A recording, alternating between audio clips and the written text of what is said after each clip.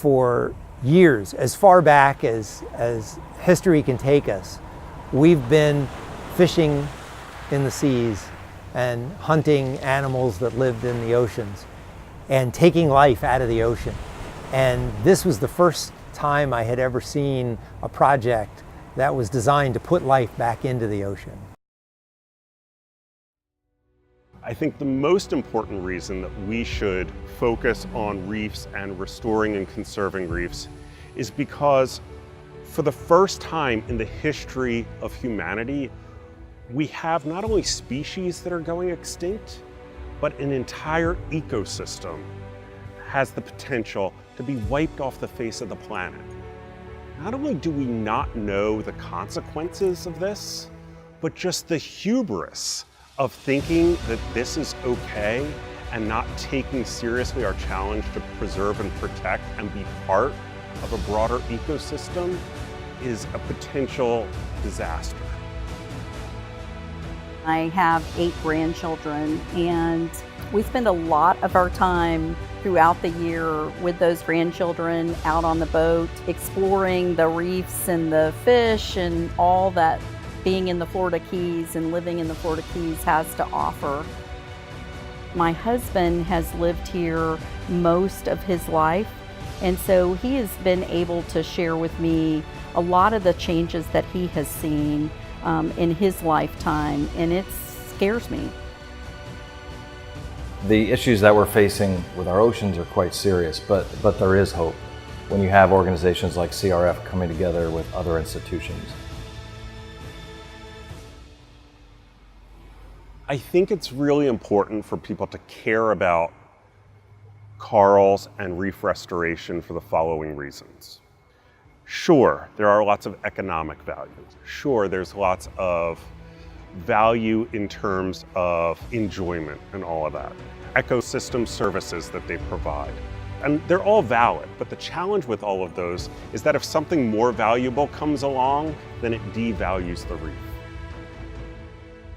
Much of our global economy is tied to the health of our oceans and our reefs.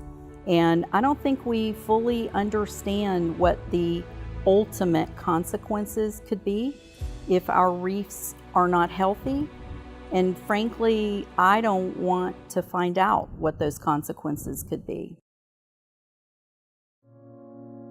The things that we leave behind, the possessions that each person has individually, are not as important as the lifestyle, the environment that you live in. We're handing off a world to our kids and our grandkids that's somehow less than it was when we were here. You know, we just simply can't let that happen. What I do see with the Coral Restoration Foundation is a consistent and purposeful focus on something that many thought had no hope.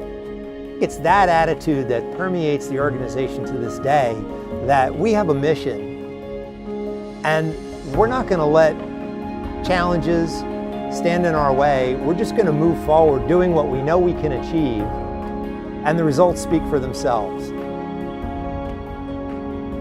It's incredible to see the work that's done here, and the passion and the effort. This is exhausting work day after day.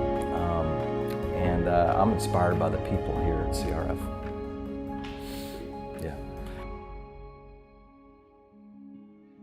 I went out for the very first time when I went to dive the nursery and the outplantings. And so we went to the nursery and we got in the water and we swam around all the trees. And I thought it was impressive to know that the coral could be grown in such a fashion.